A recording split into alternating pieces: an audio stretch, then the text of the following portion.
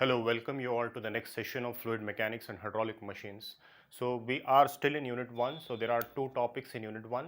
The first topic is fluid properties and the second topic is measurement of pressure. I'll quickly recapitulate what all we have studied till now. In the first part of unit 1, we have solved problems on the basic properties of fluids, that is density, specific weight, specific gravity, specific volume, viscosity, and we have solved problems on Newton's law of viscosity. In the second part of unit 1, which I started in the last class, we have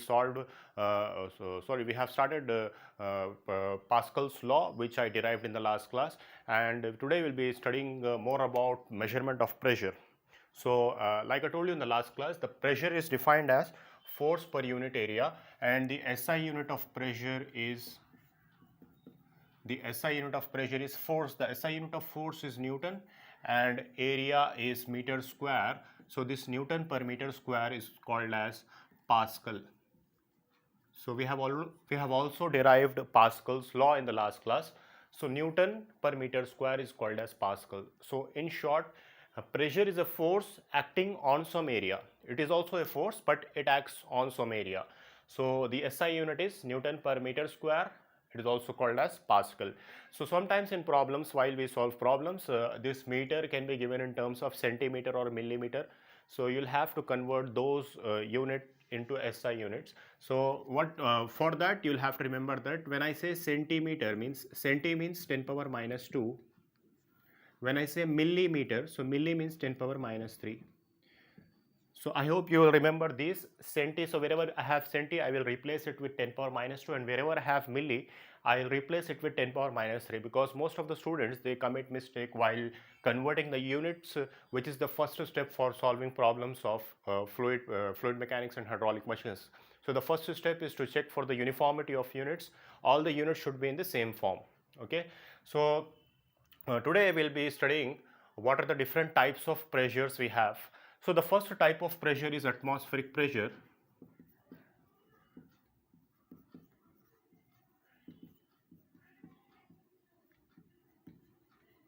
Okay, so the pressure exerted by atmospheric air on the body with which it is in contact is called as atmospheric pressure. So we are all surrounded by atmospheric air. So we are having atmospheric pressure acting on every body. So even on my body, atmospheric pressure is acting. Every body on this ground or on the earth is exposed to atmospheric air. So those bodies will have atmospheric pressure acting on it. It's not zero pressure. So we can't say atmospheric pressure is zero. It has some value. So the value of atmospheric pressure is 1.01325 into 10 power 5 Newton per meter square or Pascal. So this Newton per meter square is also called as Pascal. So this is approximately equal to, if we neglect the terms after the point, so this will be approximately equal to 10 power 5 Newton per meter square. Okay, so this 10 power 5 Newton per meter square is also called as 1 bar. So when I say 1 bar, it means 10 power 5 Newton per meter square. So the value of atmospheric pressure, we can say it is the exact value is 1.01325 into 10 power 5 Newton per meter square. So if we neglect the terms after the point, so 1 into 10 power 5, so that is 10 power 5 Newton per meter square. So this value is also called as 1 bar. So you might have read about barometer. It's an instrument used to measure the atmospheric pressure. So one of the reasons why the instrument is named as barometer is the value of atmospheric pressure is 1 bar. So in normal conditions, it's 1 bar. The value of atmospheric pressure is 1 bar. So when I measure a pressure, I have two reference points now. One, I can take atmospheric pressure as reference, and one I can take absolute zero as reference. So I will, if I draw atmospheric pressure diagram, so pressure diagram. So let's say we have pressure on y-axis and this is the zero line. So on this line, the value of pressure is 0. So I can say this is zero pressure or absolute zero, no value, absolute 0. But the atmospheric pressure is not 0, it has some value, And what is the value of atmospheric pressure? 10 power 5. So let's say 10 power 5 is somewhere here. So this is the line of atmospheric pressure.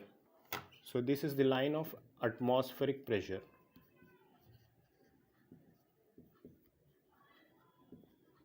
Okay, so this distance, this is the value of atmospheric pressure, 10 power 5. Okay, so let's assume now there are two reference points for us to measure any pressure. One is we can take absolute zero as our reference point, and second we can take atmospheric pressure as our reference point. So basically almost every body on the earth is exposed to atmospheric pressure.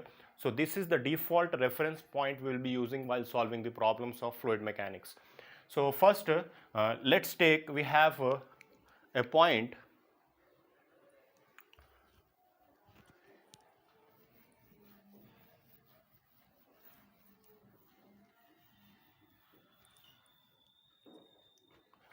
okay, let's say we have a point A here, and after measuring that point A, let's say the value of that point A is greater than the atmospheric pressure. Let's say we are measuring the pressure in a pipe and we got some value which is above the atmospheric pressure. Okay, now I have two reference points to measure this point A. One is you can take absolute zero as reference to measure this point A, and one is you can take atmospheric pressure as reference to measure this point A. So when I take absolute zero as reference, so I will get this value from here till here. When I take atmospheric pressure as reference, I will get this value. So you can see this value is lesser because you are not adding this atmospheric pressure to it. Okay, so when you are taking absolute zero as reference, that is called as absolute pressure, and when you are taking atmospheric pressure as reference for measuring any point, that is called as gauge pressure, which is the default type of pressure measurement we will be using. So this is called as gauge pressure, and when I take to measure pressure of any point with reference to absolute zero, that is called as absolute pressure. Now let's say we have one more point, and this point has a value less than the atmospheric pressure. Let's say that point is somewhere here, point B. So this is my point B, and now I have 2 points, 2 references to measure this point B. One is atmospheric pressure as reference and one is absolute pressure as reference. So when I take atmospheric pressure as reference, so this will be my value. Now since this is below atmospheric pressure, I will get a negative value. So this negative value is also called as vacuum pressure. Negative gauge pressure is also called as vacuum pressure. So anything below zero, we will get negative value. For atmospheric pressure, this is positive value, and below this we will have negative value. For absolute zero, above this will be positive value, and below this we will have negative value. So this we will get as negative value. So that negative pressure is called as vacuum pressure, which is one of the pressures used in vacuum cleaners. The pressure which is used in vacuum cleaners is less than the atmospheric pressure. That is why the fluid will always flow from higher pressure zone to lower pressure zone. So in your vacuum cleaners, the fluid whatever that is there in the atmosphere will be going inside the vacuum cleaner, because the pressure inside vacuum cleaner is less than the atmospheric pressure which is outside the vacuum cleaner. So that is the pressure which we are using in vacuum cleaner. So whenever we have pressure less than the atmospheric pressure, that is called as vacuum pressure.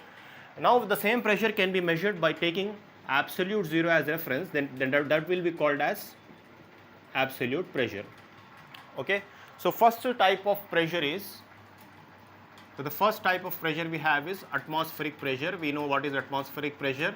The pressure exerted by atmospheric air on the body with which it is in contact is called as atmospheric pressure. Now the second type of pressure is gauge pressure. Gauge pressure is the pressure, if you are measuring any pressure by taking atmospheric pressure as reference, then it is called as gauge pressure. In this gauge pressure, you have two types. One can be positive gauge pressure if it is above the atmospheric pressure, and one is negative gauge pressure, which is called as vacuum pressure if it is below the atmospheric pressure. So the first type is positive gauge pressure,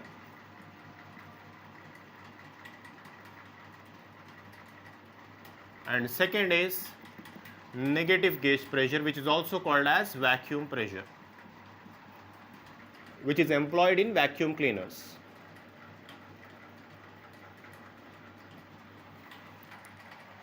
Now the third type of pressure is when you take absolute zero as reference. So when you are taking absolute zero as reference, that is called as absolute pressure. Okay, so there is a relation between absolute pressure and atmospheric pressure. So for positive gauge pressure,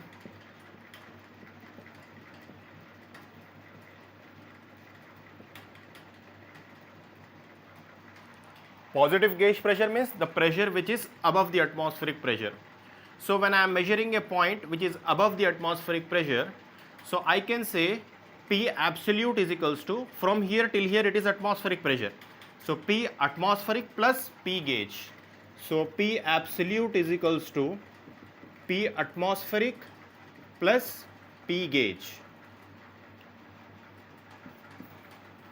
Next, for negative gauge pressure,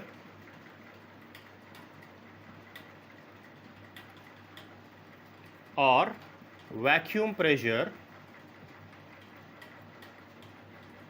Okay, so this is my vacuum pressure. So from the atmospheric pressure, if I remove absolute pressure, I will get this value, which is vacuum pressure. So I can say P absolute is equals to P atmospheric minus this value. So P absolute is equals to P atmospheric minus the value of vacuum pressure. Okay, so these are the different types of measures. In short, there are only two types of pressure measurement references. One, you can use absolute pressure as reference, and the second one you can use as absolute zero as reference. If you are making use of absolute zero as reference, then it is called as absolute pressure, and if you are making use of atmospheric pressure as reference, then it is called as atmospheric pressure. So when I solve some problems, you will get much more clarity about this. So I will take up one problem.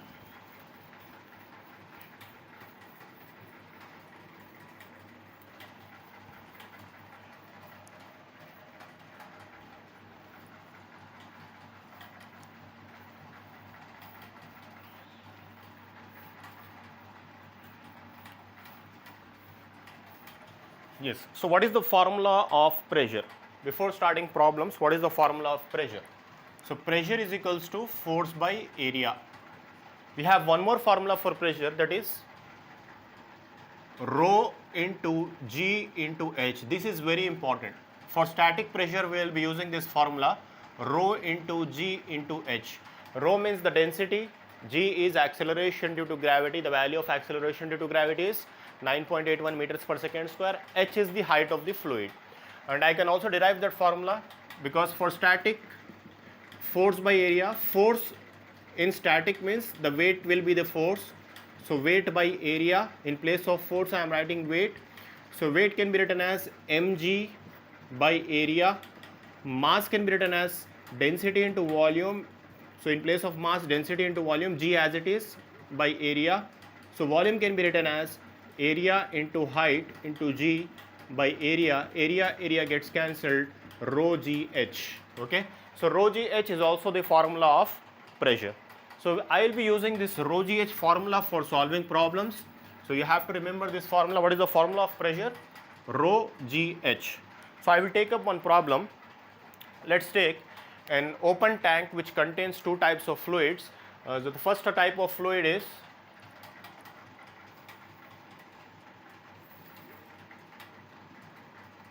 okay, this problem is available in the textbook also. There is an open tank which contains two types of fluids. So the first type of fluid is water,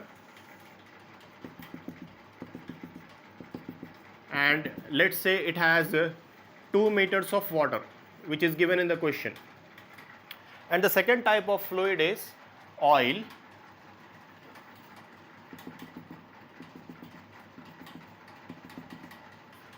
Let's say the height of this oil is 1 meter. And the specific gravity of this oil has been given in the question. So this is a question. Okay, so this is water and oil. An open tank contains water up to a height of 2 meters, okay, and oil up to a height of 1 meter. Above it, it contains oil up to a height of 1 meter. So let's say the specific gravity of oil is given in the question. So the specific gravity of oil in the question is given as specific gravity of oil is equals to 0.9. So I told you whenever specific gravity is given, if you multiply it with 1000, you will get density. So if I multiply specific gravity with 1000, I will get density. So density of oil is 900 kg per meter cube. What is the density of water? We know that the density of water is 1000 kg per meter cube. So which is the heavy fluid? Water is heavy because water has a density of 1000 kg per meter cube and oil has a density of 900 kg per meter cube. So the one which is heavier will be at the bottom and the lighter one will be at the top. So many a times in the exam he will not give you, he will only give that a tank contains water and oil. By seeing the values of density, you will have to understand that which fluid will be at the bottom and which fluid will be at the top. Let's say if you have a problem where you have two fluids, the first fluid is mercury. So mercury density, we know the density of mercury is 13,600 kg per meter cube. And let's say one more fluid is water. So water density is 1000 kg per meter cube. So since mercury density is heavy, more than the density of water, so mercury will be at the bottom and water will be at the top. So in this question he is asking you to find out the pressure at the bottom of the tank because of this fluid or because of these liquids, and let's say he is asking you to find out the pressure at the interface. At the interface, how much pressure is acting on the surface of water and how much pressure is acting at the bottom of the tank. So let's take, first we have to find out, let's take the pressure at the bottom of the tank. What will be the pressure at the bottom of the tank? The pressure will at the bottom of the tank will be pressure because of water plus the pressure because of oil, because there are two types of fluids above it. So this pressure will be acting in the downward direction. So the pressure at the bottom of the tank will be pressure because of water plus pressure because of oil. So in the question is asking you to find out the pressure at the bottom of the tank. So pressure at the bottom of the tank is equals to pressure because of water plus pressure because of oil. Pressure due to water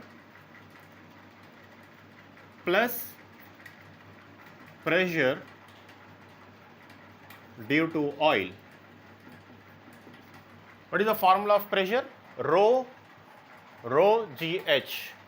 So due to water means I will write down rho GH. For water, rho of water, G is 9.81, height of water, plus pressure due to oil, rho GH. Oil means density of oil and height of oil. Okay, so the density of water is 13,600 into small g value is 9.81. Height of water is given in the question. Height of water is 2 meters. So into 2 plus density of oil. Density of oil we got it as 900. So plus 900 into small g value, we know that it is 9.81 meters per second square. So in place of small g I can write down 9.81, and height of oil is 1 meter. So into 1. So we can find out this value in the calculator, and you have this problem on page number 40 in the textbook. So you can calculate this value and the answer is coming out to be 28449 Newton per meter square. Okay, and you also have to find out the pressure at the interface. Interface means on this height. So above this what we have? we have oil. So pressure at the interface will be above what we have, oil. So pressure at interface. At the interface means at this point where these two liquids are meeting, so that is called as interface point. So at this interface means above this, what do we have? Oil. So whatever we have above, we have to consider the pressure, because on this surface of water there is pressure of oil which is acting. Okay, so pressure at interface is equals to pressure due to oil.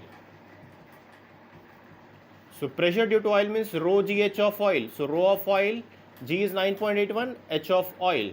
So rho of oil is given in the question as 900, small g value is 9.81, and height of oil is given in the question as 1.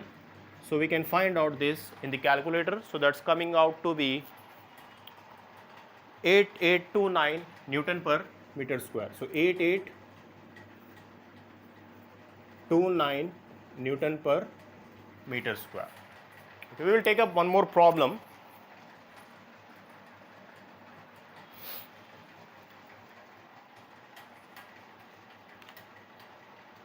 Okay, this question is on page number 39. I will read out the question. The pressure intensity at a point in a fluid is given by 3.294 Newton per centimeter square.